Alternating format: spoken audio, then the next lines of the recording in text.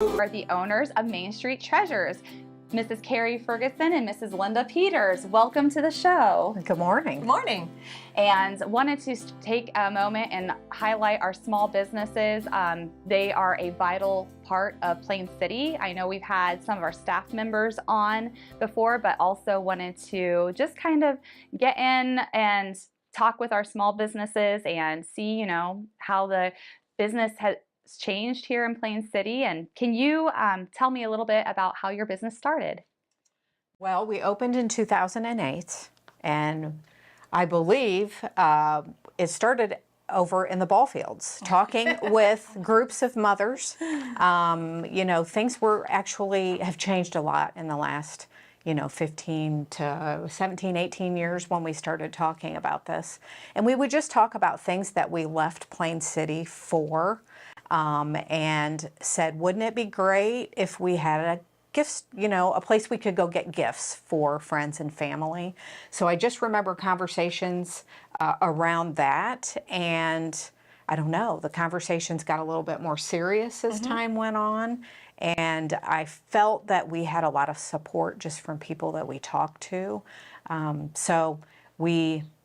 I don't know. I was driving through town, I remember, and there was a for lease sign in our building, and I called Linda and I said, there's a place for rent right uptown. And so, just kind of took it from there. If you have anything to add to that, or All I was going to add was, okay, let's be real. When you're at the ball fields and you have more than one kid, Yes. you spend a lot of time there. And so we were talking about, oh my gosh, wouldn't it be great if we could leave and go do some things and come back, but still be close enough to the fields in case something did happen or you needed to be a help there or something. So yeah, so that's really is what it was. It made us think more about what would we really like to have right here in our hometown. That is amazing. And for all the people traveling through Plain City that might be in need of those items. I know in 2008, I was driving through to Farm Science Review. It was I think Hurricane Ike had just happened. So I had a random day off of teaching, and I was like, I'm going to stop at this shop and check it out. And then was like, oh, I really like Plain City. And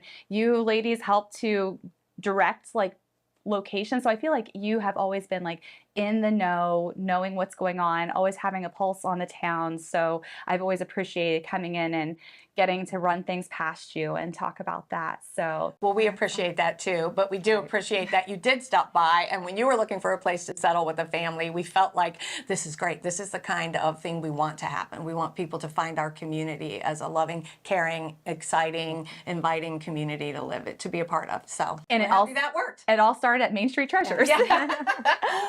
What are some of the challenges that you've had over the years? So back to the 2008, we opened it was sometime in May, and then the financial crisis hit. So that was an eye-opener for us. However, I don't really feel like we felt that impact at the time because we didn't know what to expect. Looking back, It was devastating. But at that time, we felt for other people, they really did feel the impact, whereas we were new, we didn't know what to expect anyway. It just impacted everything. But we hung on through that, right? We did, yes. And then along came COVID. Yes, yes. So COVID, once again, for us, it was rough a little bit in the beginning, just mentally, not knowing how to navigate things, but ended up, the community showed great support to us. I can say banners, who knew, graduation banners would bail us out and pay our rent for the spring. So we were very fortunate. The community rallied around us, did a lot of curbside pickups, and, looking back, did very well through the pandemic. So we owe a lot to the community for that reason. And definitely. What has been some exciting moments that you feel as your business, as you've been in your business, that you can celebrate over the past years? I feel like Well, I feel like we do celebrate getting through the rough times. So we've been very proud of ourselves for that and very grateful to the community, like Kerri said. But we also learned some things along the way. When we opened, as we mentioned, we were gifts and it was fun and ladies loved to come shopping and we loved that and it was fabulous. But we got more and more and more requests for Jonathan Alder apparel and that kind of thing and the sports teams and all of that. And so we did make that difficult choice to let the gift side of the business go and to really focus on the spirit wear and uniforms and that kind of thing. That was very exciting for us too. Very challenging in the beginning and very worrisome, but the way that worked out for us, I would say that was a very exciting challenge that a very exciting time for us. And so that has paid off. So that's good. And I know that it's wonderful to have somebody local here that you can be like, because you can pretty much walk in and say, I'm thinking I would like a shirt designed like this, and you ladies can make that happen. You can even embroider anything. Yes, and embroidery has been huge. That is very exciting. We brought our embroidery in-house along with the banners that Kerri mentioned. So it's not just screen printing and shirts and corporate wear, but we can do big jobs that we would have had to contract with people before. Now we can do those all under one roof. So I'm excited about that. Well, we have two roofs right now, but you know what I mean. It's your one-stop shop and everything. Yeah. Can you tell us a little bit about your expansion? Or do you know when that's happening? Okay. We don't really have a firm date. Okay. I would assume maybe fall. Okay. That we'll be able to move to a couple, well, it's actually just one door down, but we will be combining both sides of our shop into one little bit longer shop where we'll have retail in the front and workspace in the back. So it's very exciting for us to have that change. Very exciting for that. You won't have to go back. One door in and out and a back door for deliveries, Yes. and it will be really nice for us.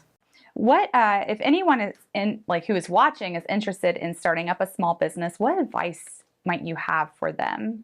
Like to work, Yes. and do a business plan. Is that what we always? Yes, always do a business plan and know your audience, know your community. I would give anybody the advice to talk to major community people. They have great insight. I know it makes us always feel good when people come in and bounce ideas off of us, just that we can relate our experience to maybe what they might be going through. Yeah, I think a lot of people, myself, I don't know about Kerri, but myself included, we thought, okay, you get those first couple years under your belt, but it's just an ongoing effort, I guess, is what you want people to know. And the more information you have that you can go to the bank with, and the more information you have that you can go to the community with, the better you are, the way better. Don't even try to do it if you don't have a business plan with some numbers and some information on who the community is, who your customer might be. And you both are very involved in Plain City Business Association. Can you tell us a little bit about that? Yes. Right now, I'm the vice president of Plain City Business Association, and we meet once a month.